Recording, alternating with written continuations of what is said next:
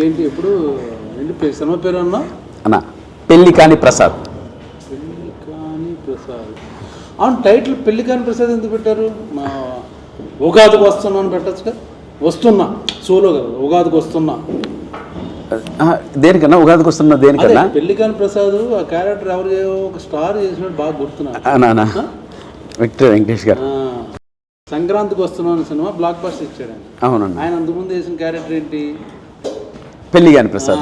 దాని బదులు అలాగే సంక్రాంతికి వస్తున్నాం అన్నప్పుడు ఉగాదికి వస్తున్నాను పెట్టచ్చు కదా అని. అన్న అటువంటిది ఏమి లేదన్నా, మాకు క్యారెక్టర్కి సరిపోయింది కాబట్టి పెళ్లి కాని ప్రసాద్ అని పెట్టానన్నా. దీనికి దానికి ఏ సంబంధం లేదన్నా. సో నెక్స్ట్ ఆయన కొట్టాడు బ్లాక్ బస్టర్, నెక్స్ట్ నేను ఈ యంగ్ జనరేషన్లో నేను అన్న మీరు లేనిపోయినవన్నీ చెప్పకండి అన్న. ఏదో ఆ సినిమాలు దొరకడమే కష్టంగా ఉంది, ఈ సినిమా చేసుకుని బయటపడదాం సార్ అన్నాను ప్లీజ్. ఇప్పుడు సంక్రాంతికి వస్తాంలో పోస్టులు ఎంతమంది ఉన్నారు? ప్యాడింగ్ బాబు, ఇద్దరు హీరోయిన్లు, పక్కన ఫ్యామిలీ, ఆ పొడ్డోడు, మొత్తం అంతా కలకలాడుతూ పోస్టర్. నువ్వేంటి ఒకటే ఫేస్ మొత్తం 9 వేసుకుని అన్న? కాదన్న, కాదు మామూలు. ఇప్పుడు నేను బాబు అనే సినిమా మొన్న రిలీజ్ అయింది. అవును చూశానన్న. పోస్టర్లో నేను, నా ఫాదరు, నా కూతురు, నా కొడుకు, మా నాన్న, మొత్తం ఈ బ్యాచ్ అంతా ఉన్నాం. అది కలర్ఫుల్ ఫ్యామిలీ ఎంటర్టైన్మెంట్. సంక్రాంతికి వస్తాం మొత్తం ఫ్యామిలీ